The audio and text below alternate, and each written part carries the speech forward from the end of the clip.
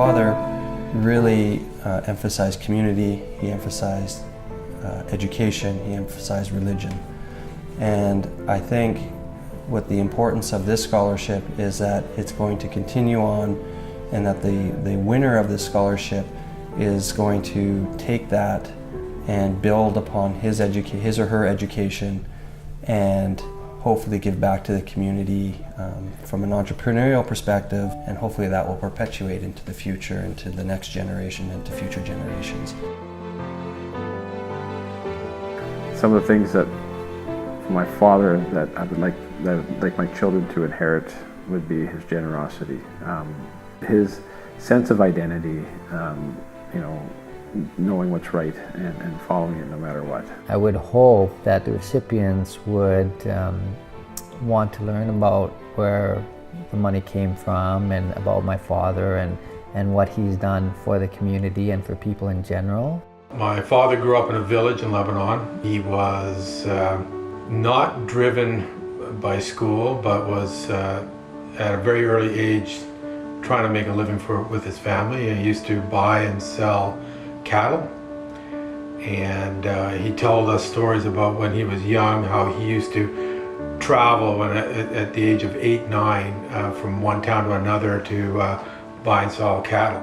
He had, I think, up to a grade 3 education, 1 sister and 8 brothers. One of the biggest issues was the sickness that was around at that time. His parents were quite sick, so he kind of became the next guy that had to handle everything. And he became a man earlier than he should have. So my father was 19 years old when he came to Canada, so that would have been about 1955. The idea at that time was that he was going to become a barber. That seemed to be pretty short-lived. His entrepreneurial spirit sort of took him into the next opportunity that came.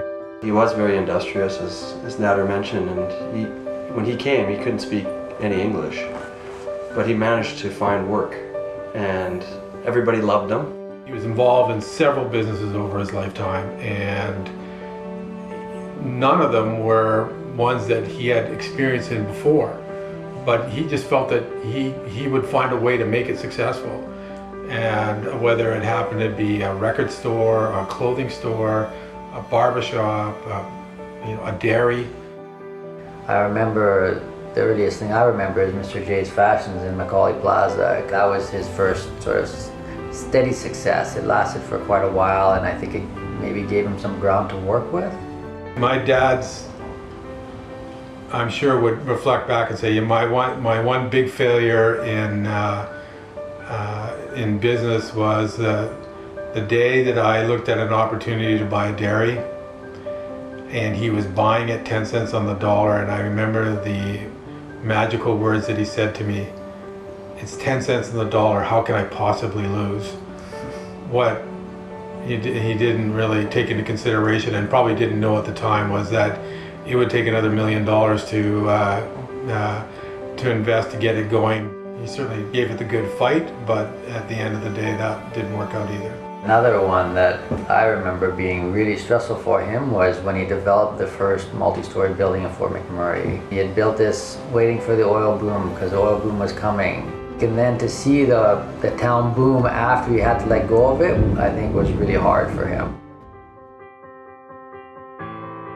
The one thing that my father needed to have in his life was stability at home. And no matter what happened, he knew that he could rely on my mother. And, my mom was extremely supportive. I don't know too many spouses that could have put up with that kind of ups and downs. Often putting everything we had on the table and risking that. And, without the support of her, I don't think it would have been possible. She was pretty special. She was also raising his brothers as they were coming from Lebanon. As they came one by one, they came and they stayed with us. All these trials and tribulations that he was going through and all the stress, I knew they were there, but I didn't really feel them because she was the constant. And whatever was happening on the business side of things, it was sort of, I felt shielded from that. I felt that, I didn't really know how bad things were or how good things were. Our lives were pretty steady, and I think it was because of her. His successes were not about business per se. I think it was more about family. I think what I would like people to realize was how courageous my father was. I know lots of people have immigrated to other countries, and definitely that must be tremendously difficult.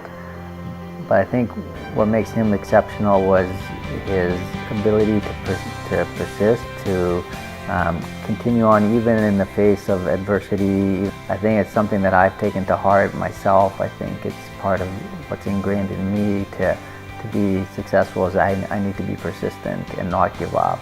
And I think that's what made him remarkable. What I do know about my dad is that when he knew that somebody was in trouble, he would always go there to fix the problem for them, and that's the kind of person he was. And if he had to help them out, he would do that. And that was the way he was, and that's the way he always was. My father was always, for people, he was always giving a hand to them, helping them. And I think this scholarship extends that, he'll give a hand up to the people that are getting it, help them. Kind of just what he was.